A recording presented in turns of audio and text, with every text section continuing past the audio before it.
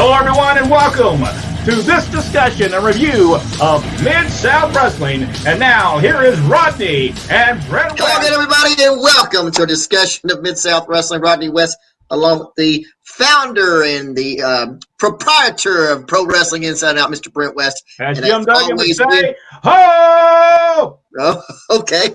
And we always welcome you. We thank you very much for joining us. Now, a slight correction on something I said last time. I mentioned that the Junkyard Dog was, we think, gone by that time, but I was a little premature. He's still there, still in negotiations, but at the same time, he's also in negotiations with Vince McMahon, but not quite gone yet, but he's on his way, for no doubt about it. But another tremendous week of Mid-South Wrestling coming up. This one aired July the 12th, 1984, was episode 253. And as I've always said, these shows are timeless. Even today, they hold up.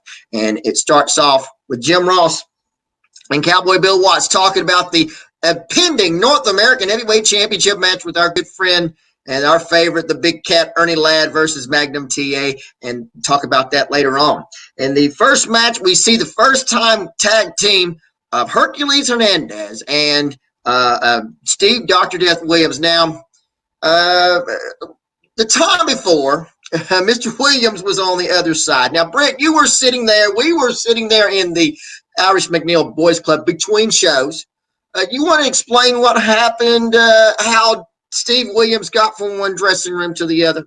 Well, we're sitting there, and they're doing the intermission in between. Because what they did, every other week, they did two shows of Mid-South Wrestling, the Irish McNeil's Boy Club in Shreveport, Louisiana. So we were sitting there in between things, and all at once you see Jim Cornette.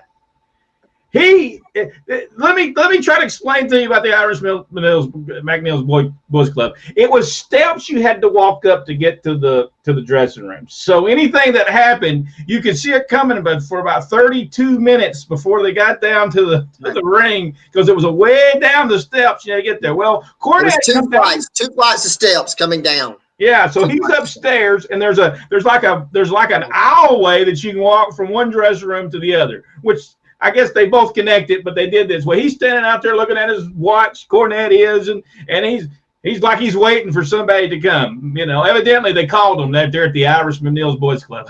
Oh, wow, this what he was waiting for. And all at once, here comes Steve Williams out of the one dressing room, walks over to the other, and then he goes into the dressing room with Jim Cornette. Well, here's the problem.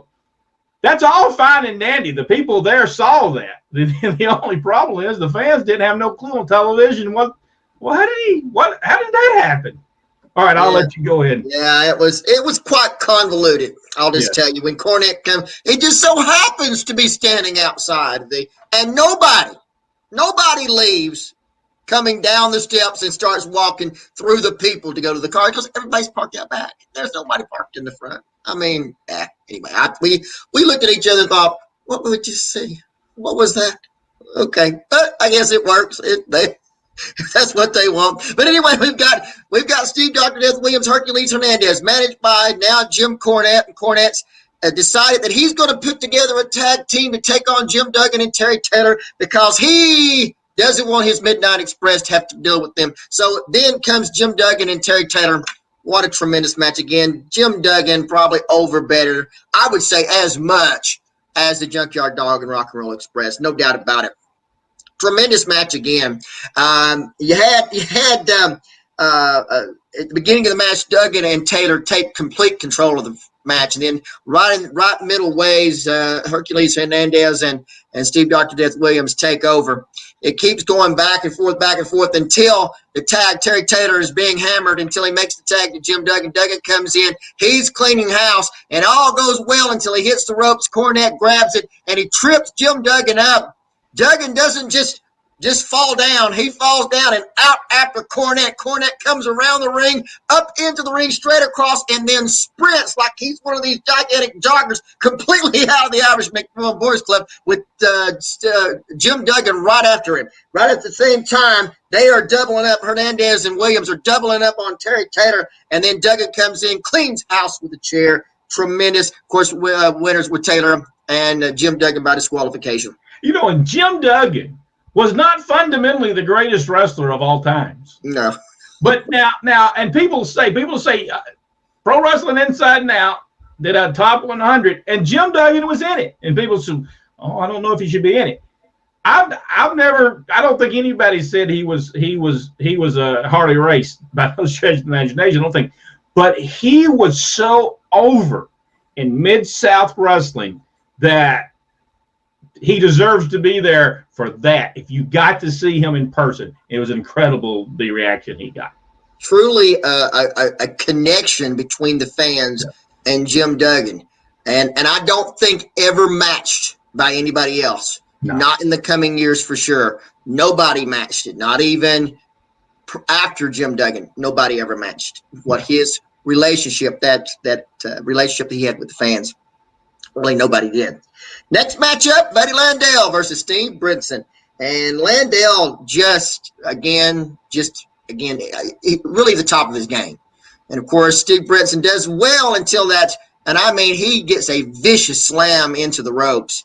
And then it's Buddy Landell ended up doing the spinning elbow into the win. In that match, I noticed that once again, and we talked about it with Bill Dundee on here, that about Bill Watts' preoccupation with size. And he, once again, I'm not sure if it's, I'm not sure what it is, but he liked the bigger guys. And it's very apparent in his commentary during these matches. Even later on, you'll see that. Then I got to say one thing about the Steve Brinson Buddy Landell match. The one thing I can remember, he really puts a beating on Steve Brinson in this match. He sure does. Really bad. And I remember this like it was yesterday. Steve Brinson comes out of the ring and he uses some derogatory remarks about Buddy Landell. I mean, I think he was legitimately mad at Buddy Landell because he did beat him up pretty bad in that match. If you watch that match, there's no doubt Buddy Landell was showing him that he was in control of that match. And it was solid. It was definitely solid stuff. I'm telling you, you're right. I just wanted to point that out. Steve Brinson was really legitimately mad at Buddy Landell. I'm going to tell you the next match is Butch Reed against Mike Jackson. And we talked about on this channel over and over again about Mike Jackson. There's no bad matches. If there's a bad match with Mike Jackson, I have not seen it. I have never seen it. And in this case, it's against the Hacksaw Butch Reed. And again, there's that big size difference. And I love this situation where right at the beginning of the match, Reed wants him to grab I'm going to give you a chance here. Just grab this headlock. And Jackson grabs a hold of the headlock and he tries to take a hip lock, take him down. Well, Reed takes and picks him up like he's on a belly to back him. He falls over the top, catches him with a couple of drop kicks, then comes up, grabs the headlock, comes up, and hip locks him down. People go crazy. It's just beautiful match. Psychology, just A+ psychology in the match put together with Reed and Mike Jackson. And of course, in the end, it is just a beautiful, beautiful match. And in the end, it's the backbreaker, followed by the Gorilla Slam, and it's Butch Reed, and he gets the winner on Mike Jackson. Again, just a tremendous match. Jackson always, he has 100%, no doubt about it. Then we got another tag team coming up. We've got the PYT coming up against Del Vesey and Bob Brown. And they talk about Memphis a lot in this match, where the PYT were not the fan favorites in Jarrett Promotion. And he talked about Jarrett Promotion a lot in that match, trying to set up that the idea of the PYT was this vicious team. Now, to me, I guess I'm not trying to second guess anybody, but you would think that they would have kind of showed some of the stuff that they had done in Memphis to get them ready to go and to lay out what kind of people they are. And the fact of the matter is they were managed by Jimmy Hart, which just a few months ago said that he, for what they did to the Bruise Brothers, was going to get back at Jim Cornette and the Midnight Express. And this would have been perfect. But anyway, the PYT, and then of course that's what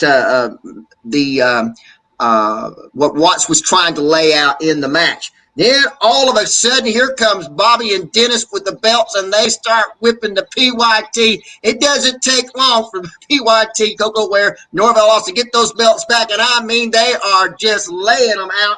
and they good, and it's just a fantastic response. Midnight Express take the powder when they're laying those belts all in there, and just the people are chanting already PYT, PYT. So it's working. What they're doing is working, and especially the people. What I thought the booking of that was spectacular, because here's the Midnight Express, who have whipped Magnum TA, whipped Wrestling 2.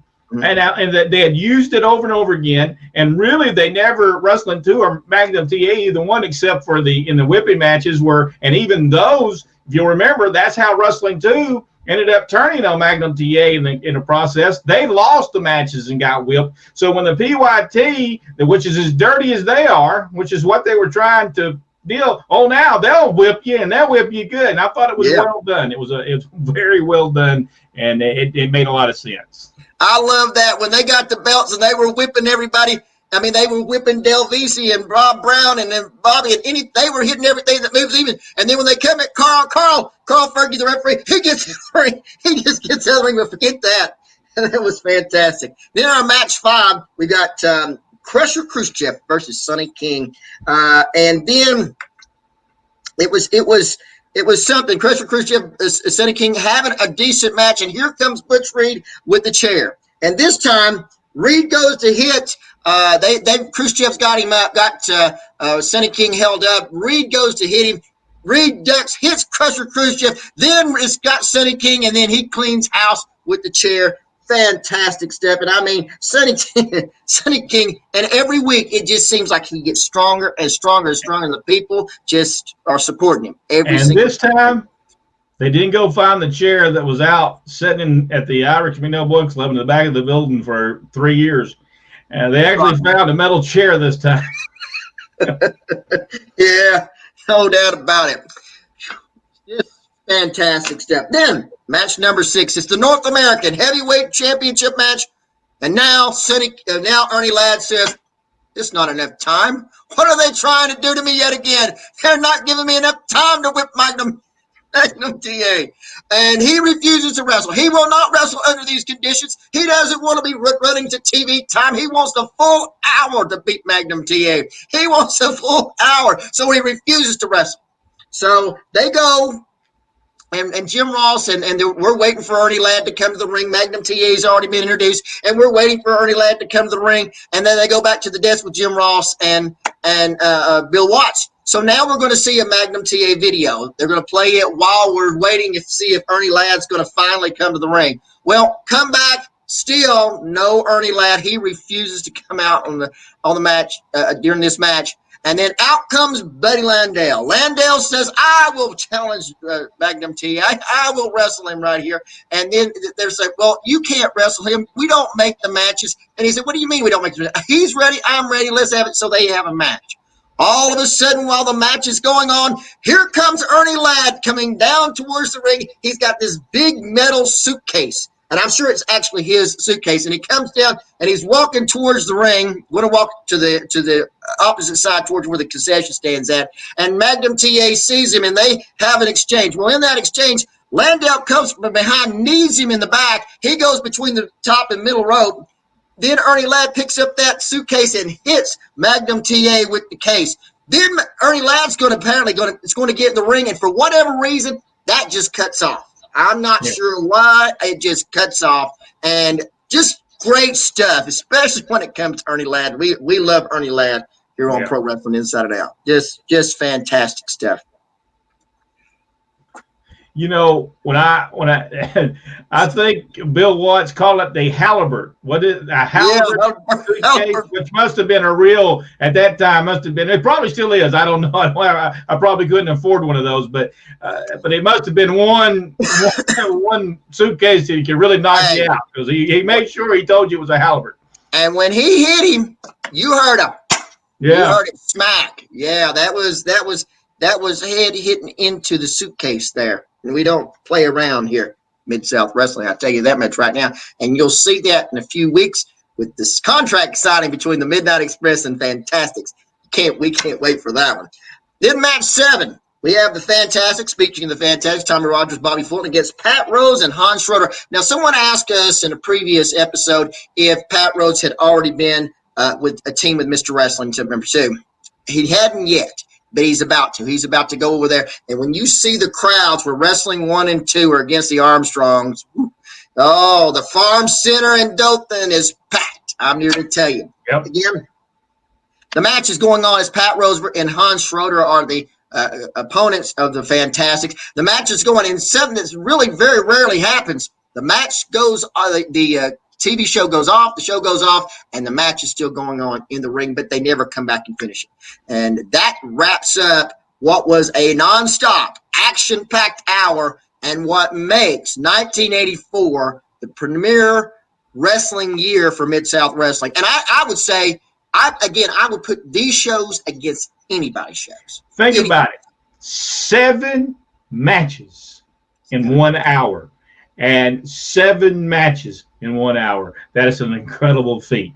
Folks, if you are watching us, please give us the thumbs up, subscribe, and hit that notification bell so you know when we put a new video, when we upload a new video.